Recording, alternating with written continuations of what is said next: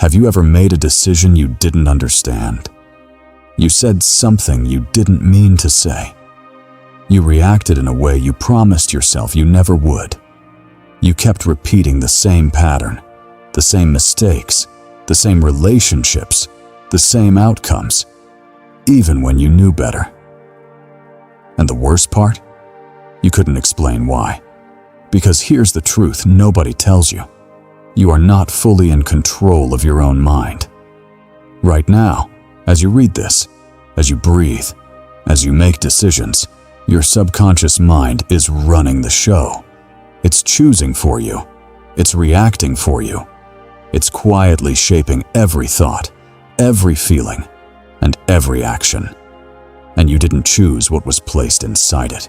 It was programmed, long before you were old enough to question it. If this sounds familiar, if you've ever felt like a stranger inside your own mind, you're not broken. You were simply never taught how your mind actually works. But Marcus Aurelius was. More than 2,000 years ago, a Roman emperor, one of the most powerful men in the world, sat alone and wrote down the secrets of mastering his own mind. Not for fame, not for power, but for himself. And what he discovered still works today. In this video, you'll learn the exact principles Marcus Aurelius used to take back control of his mind.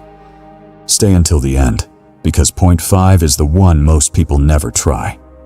And it's the one that changes everything. 1. Your subconscious mind was programmed without your permission. Here's something deeply uncomfortable. Most of what you think, feel, and believe today was never consciously chosen by you. It was installed by your parents, by your environment, by the people around you, by every experience you had before you were even old enough to question any of it. Scientists estimate that by the age of 7, the foundation of your subconscious mind is already set. 7 years old. You had barely begun living, and yet the programming was already running. This is why you react before you think.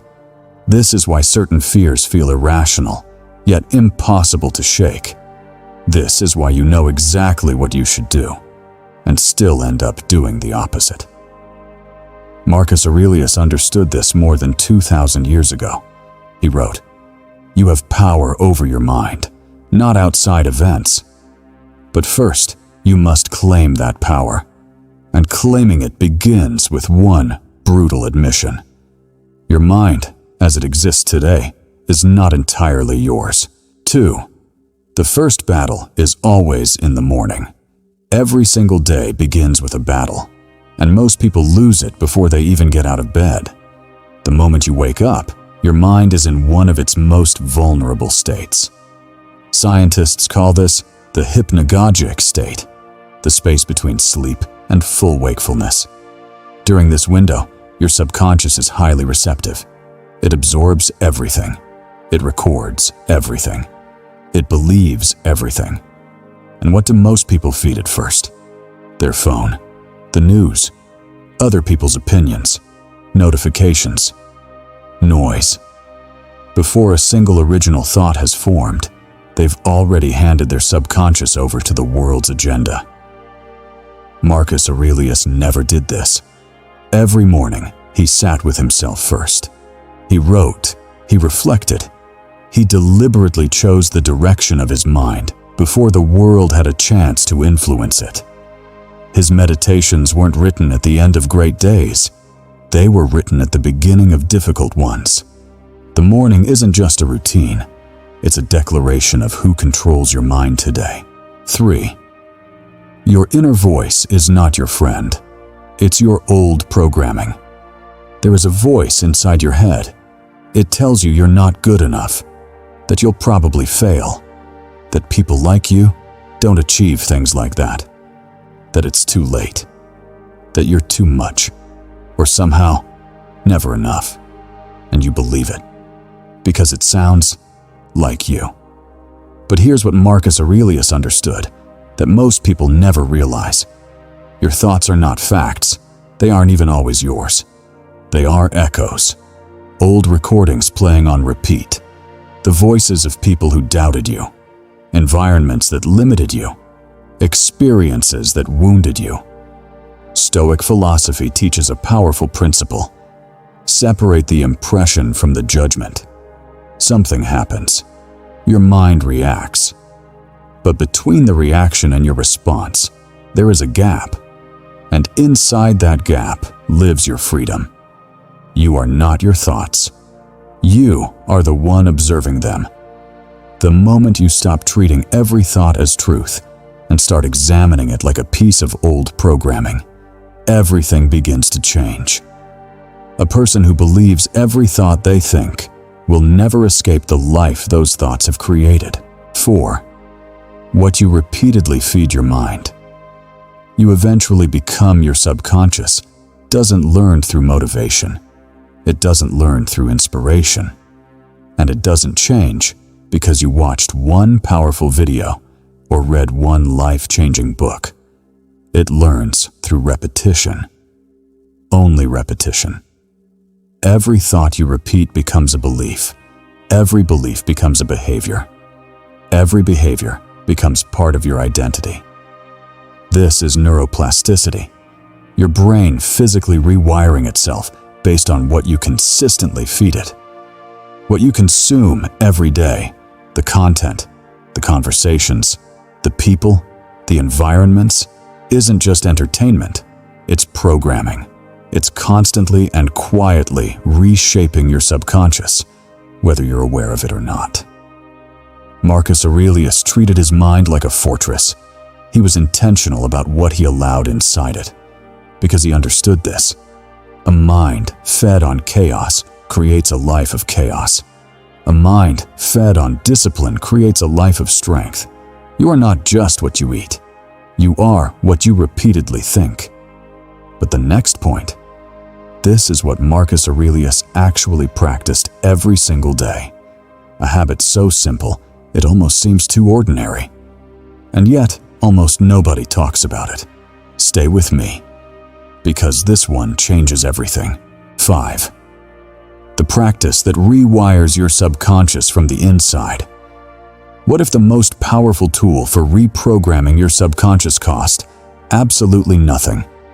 No supplement, no complicated technique, no expensive course, just a pen and a blank page. Writing your thoughts forces the subconscious to come to the surface. The fears, the limiting beliefs, the unresolved tension, everything hidden in the dark corners of your mind becomes visible the moment you put it into words. And what becomes visible can be examined.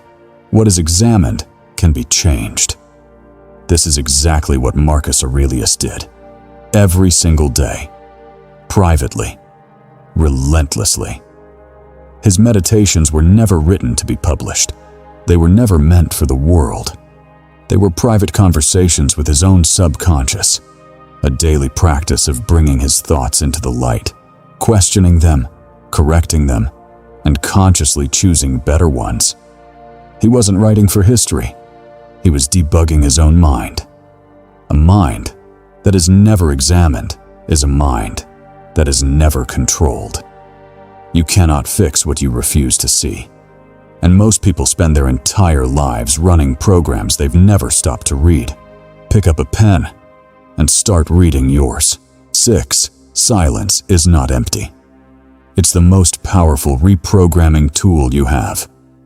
The modern world has one goal: to keep your subconscious full of noise, always stimulated, always distracted, always consuming. Because a noisy mind is an easily controlled mind. Silence is where your subconscious finally begins to speak.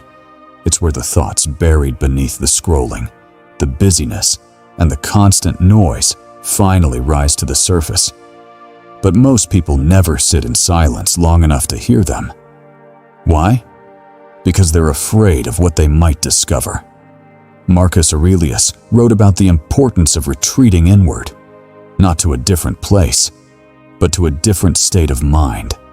He believed the greatest journey a person could ever take wasn't outward into the world. It was inward into themselves. silence, you begin hearing what your subconscious has been trying to tell you all along. A person who cannot sit alone with their own thoughts will always be controlled by someone else's. 7. The evening review. The habit that closes the loop. Every night, what you leave unresolved at night doesn't disappear. It simply goes underground. It sinks into your subconscious. And while you sleep, your mind processes it, amplifies it, and quietly makes it part of your identity. Every unresolved argument, every suppressed emotion, every unexamined failure, it all gets stored, and it all shapes who you become tomorrow.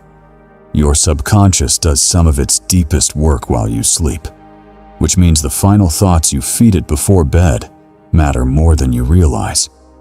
Marcus Aurelius practiced an evening review every single night. 3 simple questions. What did I do well today? Where did I fall short? What will I do differently tomorrow? Not as self-punishment, but as self-correction. A mind reviewed at night wakes up lighter, clearer, and more intentional in the morning. Skip this habit, and your subconscious keeps running on yesterday's unfinished business forever.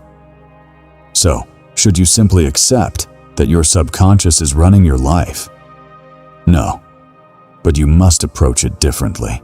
Here are 5 principles you can begin using today to reclaim your mind. First, never let the world enter your mind before you do. Second, never believe every thought simply because it's loud. Third, never underestimate the power of what you repeatedly consume. Fourth, give yourself silence every single day, even if it's only for 10 minutes. And fifth, review your mind every night before you sleep, so it doesn't end up reviewing you.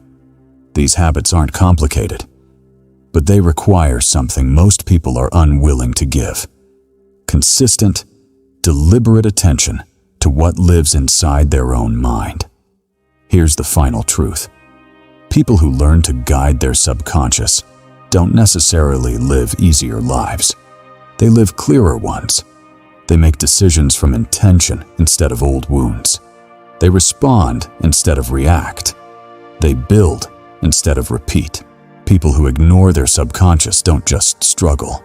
They sleepwalk through their relationships, through their careers, through their entire lives, wondering why nothing ever seems to change. This isn't a judgment. It's simply how the mind works. And now, you know. If this video resonated with you, it's probably because somewhere deep inside, you've already felt this. That quiet frustration of knowing better, but doing the same thing anyway. That feeling of being trapped inside a loop you never consciously created. That was your subconscious speaking. Now you know how to answer it. Remember this: controlling your mind isn't about being perfect. It's about becoming aware. Awareness isn't a destination. It's a daily practice. And the life you want may already be waiting on the other side of the thoughts you choose to believe. If you want more videos about the psychology of the human mind, the philosophy of Marcus Aurelius, Stoic principles for modern life, subconscious reprogramming, and the invisible forces that shape your decisions, subscribe now. Because understanding your mind doesn't just change the way you think, it changes everything.